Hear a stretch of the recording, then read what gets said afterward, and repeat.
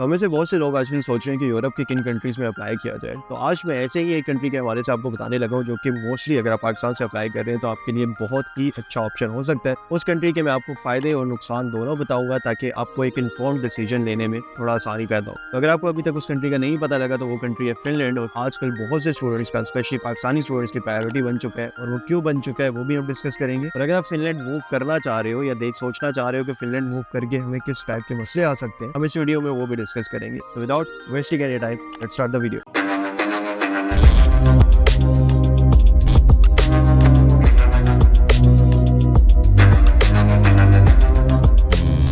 तो सबसे पहले अगर हम फ़िनलैंड की बात करें, तो फ़िनलैंड आपको शायद अंदाज़ा हो कि पिछले काफ़ी सालों से one of the most safest country के ज़ोन में आ रहा है, मतलब कि क्राइम फ्री कंट्री ज़ोन में आ रहा है। अगर आप सर्च भी करते हैं तो आपको मिलेगा कि पिछले 6 साल से फ़िनलैंड का क्राइम रेट है वो बिल्कुल ज़ीरो है। तो Finland one of the most famous country है, जो कि सेफ्टी वाइज़ का आजकल पूरी दुनिया में काफ़ी मशहूर है कि यहाँ पे सेफ्टी के इतने ज़्यादा इश्यूज़ नहीं आ रहे। इसी तरह अगर हम बात करें यहाँ की इकोनॉमी की, मोस्टली फ़िनलैंड भी एक इंडस्ट्रियल कंट्री कंसिडर किया जाता है, जहाँ की इकोनॉमी मोस्टली रिसर्च और इनोवेशन की बेस कर रही होती है। और अक्सर यहाँ पे जॉब्स को लेकर देखा जाए तो काफी ज्यादा जॉब अपॉर्चुनिटीज आपको मिल जाती है। अगर आप हैप्पीएस्ट कंट्री की रेशो में देखें तो फिनलैंड की हमेशा पहली या दूसरी पोजीशन रहती है। पिछले अगर आप 3 या 4 सालों से उठा के देखें तो कंसिस्टेंटली फिनलैंड जो है वो नंबर 1 पोजीशन पे आ रहा है। मतलब यहाँ पे लोगों का lifestyle and general quality of life इतनी अच्छी है कि लोगों को इतनी ज्यादा परेशानियां नहीं है, इतना ज्यादा स्ट्रेस भी नहीं है। और यही रीजन है कि इनकी जो हैप्पीएस्ट मुल्कों के इंडेक्स में इनके नंबर 1 आने की मेन वजह भी यही रहती है। और स्पेशली जिस तरह मैंने आपको पहले बताया कि क्राइम्स यहाँ पे इतने ज्यादा नहीं है, तो लोग सेफ भी फील करते हैं, इकोनॉमी वाइज अच्छा है, तो एक स्टेबिलिटी भी है लोगों की लाइफ में। तो ये दोनों रीजन काफी कंट्रीब्यूट करते हैं इस मुल्क को हैप्पीएस्ट कंट्रीज की लिस्ट में लाने। मोस्टली लोग पाकिस्तान से जब फिनलैंड मूव करते हैं तो सबसे इजीएस्ट तरीका जो है वो स्टडी वीजा के तौर पे है, क्योंकि बहुत से लोग यहाँ पे बैचलर्स, मास्टर्स, इवन अगर आपका मास्टर्स पहले हुआ है तो यहाँ पे पीएचडीज के लिए भी आते हैं। और मोस्टली पीएचडीज जो होती है यहाँ पे पेड होती है, मतलब आपको पीएचडी यहाँ पे मिलती है तो पेड मिलेगी, आपकी एज अ जॉब ही वो ट्रीट की जाएगी। इसी तरह जिस तरह मैंने कहा कि बहुत से लोग मूव करते हैं ड्यूरिंग बैचलर्स और मास्टर्स अपने फिनलैंड के लिए, तो इसकी रीजन ये भी है कि यहाँ पर बहुत ज्यादा इंग्लिश टॉट प्रोग्राम्स ऑफर किए जाते हैं। मोस्टली अगर आप जर्मनी में देखें तो जर्मनी फेमस है कि काफी ज्यादा इंग्लिश टॉट प्रोग्राम वहाँ की यूनिवर्सिटी ऑफर करती है। लेकिन फिनलैंड भी अगर जर्मनी से ज्यादा नहीं तो एटलीस्ट वहाँ से कम भी नहीं है, क्योंकि हम लोग काफी स्टूडेंट्स के यहाँ पे एडमिशन प्लस वीजास को प्रोसेस करते हैं। और जब हम यूनि लिस्टिंग कर रहे होते हैं, मतलब यूनिवर्सिटी लिस्टिंग निकाल रहे होते हैं, तो हमें हर फील्ड से रेलिवेंट बहुत से कोर्सेज मिल जाते हैं। लाइक अगर आप इंजीनियरिंग की बात करें, मेडिकल साइंसेज की बात करें, सोशल साइंसेज की बात करें, even business relevant, management relevant, बहुत से कोर्सेज मिलते हैं और बहुत अच्छी यूनिवर्सिटीज में मिल जाते हैं। आप अगर क्यूएस रैंकिंग में देखेंगे तो काफी टॉप टीयर जो यूनिवर्सिटीज होती है वो फिनलैंड की आपको यहाँ पे मिल जाएंगी। तो क्वालिटी ऑफ एजुकेशन भी एक लिहाज से बहुत अच्छा है। और ना सिर्फ different part of the world से स्टूडेंट यहाँ पे मूव करते हैं, इसका एक रीजन तो मैंने बताया कि इंग्लिश टॉट प्रोग्राम है, लेकिन एक और रीजन ये है कि मोस्ट यूनिवर्सिटीज फिनलैंड में आपको different type of scholarships offer करती है। कहीं पे आपको अर्ली बर्ड स्कॉलरशिप्स मिल रहे हैं, कहीं पे आपको मेरिट बेस्ड स्कॉलरशिप्स मिल रहे हैं। तो बहुत से स्कॉलरशिप कैटेगरीज है और तकरीबन हर यूनिवर्सिटी में आपको स्कॉलरशिप्स की डिफरेंट कैटेगरीज मिलेंगी। और बहुत से स्टूडेंट मोस्टली यहाँ पर स्कॉलरशिप्स में पढ़ रहे होते हैं, स्पेशली अगर आपका मेरिट अच्छा होता है या फिर आप आपकी एप्लीकेशन टाइम पे करते हैं। और अगर आप इस स्टडी के लिए इंटरेस्टेड है तो मेरी ये वाली वीडियो लाजमी देखिएगा, जिसमें मैंने बताया है कि अगर आप फिनलैंड मूव करना चाहते हैं तो एग्जैक्टली आपको किस टाइम पे अपना प्रोसेस स्टार्ट करना चाहिए। अगर आप वो वाली टाइमलाइन फॉलो करते हैं तो लाजमी आपको अर्ली बर्ड स्कॉलरशिप मिलने में काफी हेल्प आउट हो सकती है। इसके अलावा हमें से पाकिस्तान, इंडिया वगैरह में से जब कोई फॉरेन कंट्रीज को देख रहा होता है तो हमें इस चीज को भी ख्याल रखना पड़ता है कि हम वहाँ पर जाकर पार्ट टाइम जॉब्स किस तरह की करेंगे और मिलेंगी भी कि नहीं। तो फिनलैंड में मैं आपको बता दूं कि स्पेशली वहाँ के मेन सिटीज में आपको पार्ट टाइम जॉब्स के इश्यूज नहीं आते। मोस्टली जॉब्स अवेलेबल रहती हैं। स्पेशली अगर आप और जॉब की बात करें तो उसमें फूड डिलीवरी की, न्यूज़ पेपर डिलीवरी की, वेयर हाउस जॉब्स की और इसी टाइप की बहुत और जॉब्स भी आपको अवेलेबल रहती है। तो फिनलैंड पार्ट टाइम जॉब्स के लिए भी एक अच्छा ऑप्शन है। लेकिन अगर आपने स्किल्ड जॉब्स की तरफ भी जाना है तो आपको मिल जाती है, स्पेशली आईटी वालों को स्किल्ड जॉब्स मिल जाएंगी। लेकिन और अगर टेक्निकल फील्ड में है तो आपको फिनिश लैंग्वेज कहीं ना कहीं तक आनी चाहिए। तो उसके हवाले से भी अभी हम अगली पार्ट में डिस्कस करेंगे कि लैंग्वेज का यहाँ पे क्या सीन होता है। साथ में फिनलैंड में रिसर्च की क्वालिटी बहुत अच्छी है। स्पेशली जिस तरह मैंने एजुकेशन की बात की है, पीएचडीज की बात की, तो बहुत से लोग even different part of world से, यूएस, कनाडा या इवन विद इन यूरोप, बहुत से लोग अपनी पीएचडीज के लिए फिनलैंड मूव करते हैं। और फिनलैंड को मोस्टली इनोवेशन हब कहा जाता है। स्पेशली अगर आप यूरोप वाइज बात करें तो यूरोप का इनोवेशन हब फिनलैंड को कंसीडर किया जाता है। और साथ ही जब जॉब अपॉर्चुनिटीज एग्जिस्ट करती हैं तो आपके पास गुड लॉन्ग टर्म सेटलमेंट के भी चांसेस एग्जिस्ट करते हैं। और फिनलैंड में काफी ऐसे स्टूडेंट्स हैं जो पढ़ के अपनी पीआर ले चुके हैं, इवन पासपोर्ट नेशनलिटीज तक भी ले चुके हैं। अगर आप लॉन्ग टर्म के लिए निकलने का सोच रहे हैं कि आपको एक कंट्री जाना है जहाँ पे लॉन्ग टर्म सेटलमेंट करनी है, तो उसके लिए भी फिनलैंड एक बहुत अच्छा ऑप्शन हो सकता है। एक और बहुत बड़ा एडवांटेज जो फिनलैंड को लेकर आजकल है, स्पेशली अगर आप स्टडी वीजास की बात करें तो फिनलैंड में आपकी अपॉइंटमेंट या वीजास के इतने इश्यूज नहीं आ रहे। बहुत से कंट्रीज में में आप सुन रहे होंगे कि क्योंकि पाकिस्तान से अब हर कोई निकलना चाह रहा होता है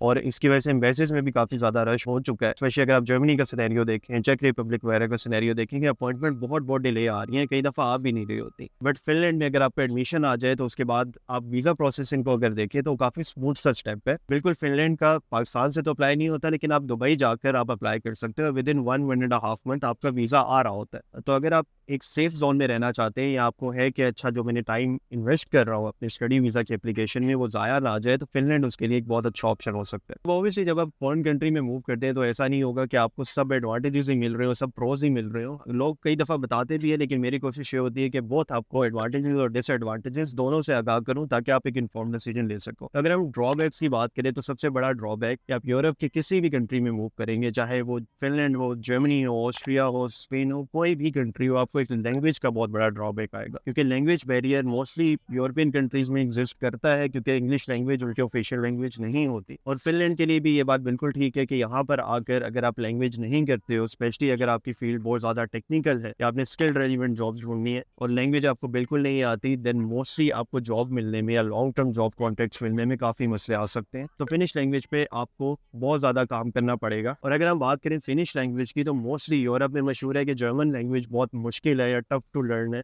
बट अगेन अगर आप फिनिश लैंग्वेज को उठा के देखें तो और कंपैरिजन करें जर्मन और फिनिश लैंग्वेज का, तो Finnish language as compare to German even ज़्यादा मुश्किल है। तो ये एक बहुत बड़ा डिसएडवांटेज है ऑब्वियसली, और स्पेशली उन लोगों के लिए जिन्हें लैंग्वेज सीखना बिल्कुल पसंद नहीं है, तो उनके लिए फिनिश लैंग्वेज को सीखना एक बहुत चैलेंज हो सकता है, क्योंकि सेटलमेंट के लिए आपको फिनिश लैंग्वेज के काफ़ी ज़्यादा रिक्वायरमेंट्स पड़ सकती हैं। इसके अलावा सेकंड जो ड्रॉबैक है वो मेन ड्रॉबैक इनकी वेदर का है, क्योंकि इनकी वेदर की बहुत एक्सट्रीम कंडीशन होती है। टेम्परेचर्स इवन -30 -40 तक भी जा रहे होते हैं, और विंटर्स नॉर्मली यहाँ पे बहुत लंबी चलती हैं। तो अगर आपको विंटर इतनी ज़्यादा पसंद नहीं है और आपको लगता है कि यार विंटर में बिल्कुल गुजारा नहीं होगा, तो फिनलैंड थोड़ा आपको सोच समझ के आना चाहिए, क्योंकि एक्सट्रीम वेदर कंडीशंस एग्जिस्ट करती हैं यहाँ पे, और अक्सर ऐसी काफ़ी लोग वो भी फेस करते हैं इतनी ज़्यादा एक्सट्रीम कंडीशंस होने की वजह से। एक और चीज़ जो फिनलैंड में काफ़ी लोगों को बड़ी मुश्किल लगती है, काफ़ी अनोइंग भी लगती है, वो वहाँ के डार्क सेशंस होते हैं। अब डार्क सेशन ऐसे होते हैं कि आपको दिन की रोशनी देखने को ही नहीं मिलती, और ये चीज़ तकरीबन 5 से 6 महीने तक वहाँ पर चलती रहती है। मतलब 6 महीने तक आपको दिन की रोशनी मिलेगी, ना ही तो आपको धूप मिलेगी। मतलब आपको बिल्कुल सूरज आपने देखे ही नहीं है 5-6 महीने तक।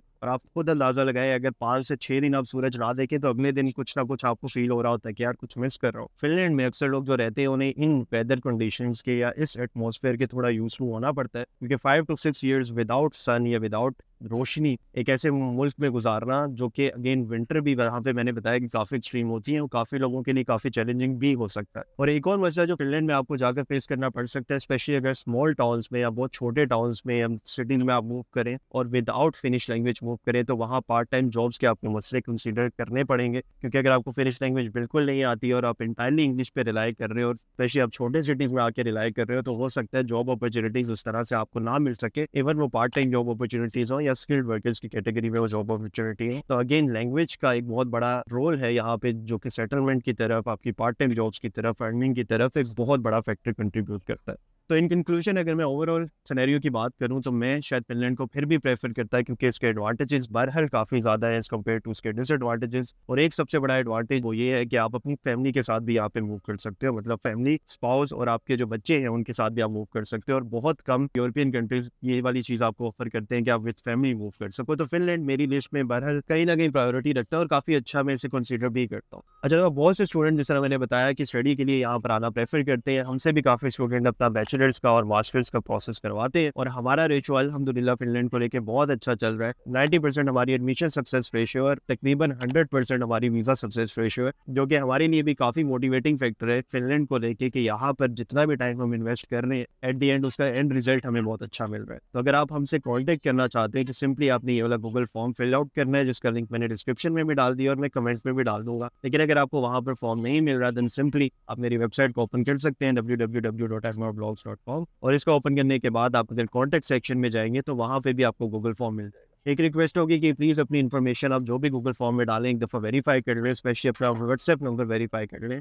क्योंकि हम आपके व्हाट्सएप नंबर पे विद इन 2 to 3 डेज़ आपको कांटेक्ट करते हैं आपकी प्रोफाइल को वैल्यूएट करने के बाद, और उसके बाद हम आपको कॉल पे सारी चीज़ें डिस्कस भी करते हैं कि आपके चांसेस कहाँ पर ज़्यादा है, कौन सा कंट्री आपके लिए सूटेबल है, और क्या आपकी प्रोफाइल इस तरह की है भी कि बाहर के लिए अप्लाई किया जाए, या फिर और चीज़ें आप क्या कर सकते हो अपनी प्रोफाइल को बेहतर करने के लिए। तो ये सारी चीज़ें डिस्कस करने के लिए, fees to fill out the form. उसके बाद अगर आपने प्रोसेस की सर्विसेज लेते हो तो उसमें भी आपको हर स्टेप पे गाइड किया जाता है। इसके अलावा अगर आपको कोई चीज़ नहीं समझ आई और आप मुझसे डायरेक्टली इन कॉन्टैक्ट करना चाहते हो तो आप मेरी 1-on-1 career counselling services book कर सकते हो, जिसमें अगेन आपने सिंपली मेरी वेबसाइट पे जाकर वहाँ से वो सर्विसेज बुक कर लेनी है। तो होपफुली आपको ये वीडियो बहुत पसंद आई होगी और काफ़ी इन्फॉर्मेटिव भी लगी होगी। अगर पसंद आई है तो please do like the video, share करें अपने दोस्तों के साथ, स्पेशली उन दोस्तों के साथ जो पाकिस्तान में रास्ता ढूंढ रहे हैं कि किसी अच्छे मुल्क में वो निकल सके जहाँ पर इतने ज़्यादा वीज़ा के मसले भी ना हो, क्वालिटी ऑफ एजुकेशन अच्छी भी हो और अफोर्डेबल भी हो। और यूरोप के बाकी कंट्रीज़ के जानने के लिए आप मुझे फॉलो कर सकते हैं, सब्सक्राइब कर सकते हैं। मैं ना सिर्फ फिनलैंड बल्कि जर्मनी, ऑस्ट्रिया, बेल्जियम, हर यूरोपियन कंट्री को फोकस में रखते हैं उस पर वीडियो बनाता हूँ। जो भी अपडेटेड इन्फॉर्मेशन होती है मैं आपसे शेयर करने की कोशिश करता हूँ। तो दुआ में याद रखिएगा, अपना ख्याल रखिएगा। तब तक के लिए अल्लाह हाफ़िज़।